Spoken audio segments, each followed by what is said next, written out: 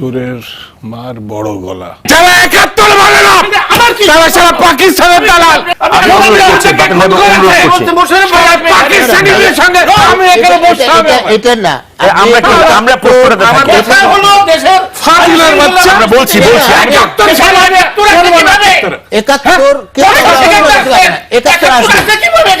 ৭১ সালে আমার ডিফেন্ড করতে হবে। ভারতের দালাল, ভারতের দালাল। আমরা প্রশ্নটাকে অনুরোধ করছি, খবরদার চুপ করে এটা কথা বলবেন না, আমি অনুরোধ করছি সবাই লাইভে দেখবেন না, কথা বলবেন না।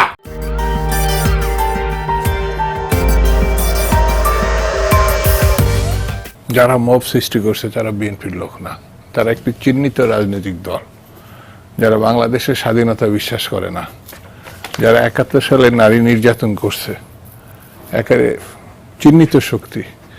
এরাই বর্ণচোরার ভিত্তিতে মানে মব সংস্কৃতিটা মধ্য দিয়ে দখলনামা, মানুষকে হ্যারাসমেন্ট করা, চাঁদাবাজি করা, মানে এই প্র্যাকটিসটা তাদের ভিতরে খুব বেশি। কিন্তু এটা আবার বিএনপির ঘাড়ে তারা চাপানো, মানে চেষ্টা করছে। চোরের মার বড় গলা, একটা কথা আছে না?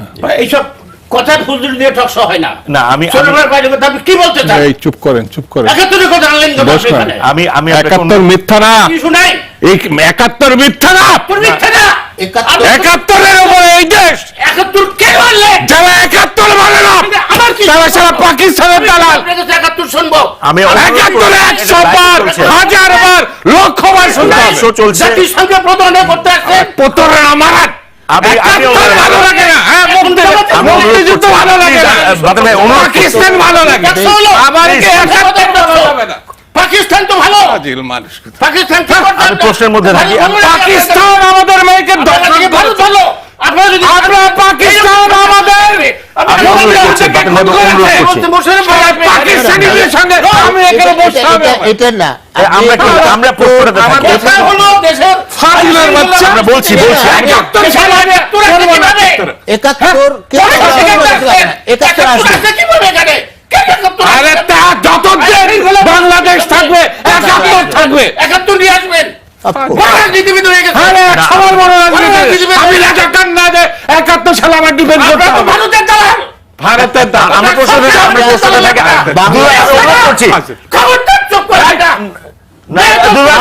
কথা বলবেন না, আমি অনুরোধ করছি সবাই লাইভে দেখবেন না, কথা বলবেন না। আমি অনুরোধ করছি। বেদমের মতো কথা ঠিক আছে, আমি অনুরোধ করছি। আপনি একটু সিনিয়র রাজনীতিবিদ। আপনি আমাকে জুনিয়র রাজনীতিবিদ আরে বেশি বিয়াদবি করছে। আমাকে অ্যাড্রেস করেন। জুনিয়র রাজনীতিবিদ বেশি বিয়াদবি করছে। আমি অনুরোধ আপনি আমাকে অ্যাড্রেস করেন। আবার ৭১ কেন ৭১ টেনে আনবেন? ৭১ তো কেউ অস্বীকার করতে পারবে না। আমরা অস্বীকার করি না। তাহলে ৭১ কথায় নিশ্চিত হয়ে গেল কেন? বর্তমান না না, আমি একটু ফোনটা আমি একটু কথা বলতেছি ভাই, আমরা যুক্তি দিয়ে কথা বলবো। সঙ্গে ৭১ কি সম্পর্ক? এইটা আপনি আপনি সেইটাকে কিন্তু আপনি আমি তো এমনিতে সেটাই উত্তেজিত বলছি। আপনি উত্তেজিত হয়ে আমি সেটাই তাহলে বলছি। তো লাভ সে নেই। যখন কথা বলছে আমি চুপ করে শুনি।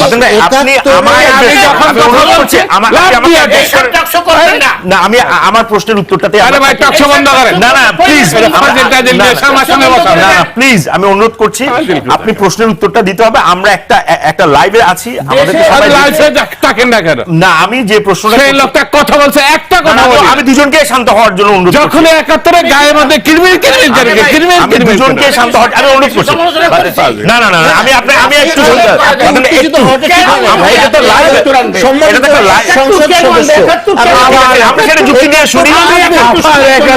না যারা করছে তাদেরকে বলুন যে আপনি আবার আমি যখন আপনাকে ফ্লোর দিব আপনি আমার এই কথার উত্তর দিবেন। এই অনুষ্ঠান কিভাবে চলবে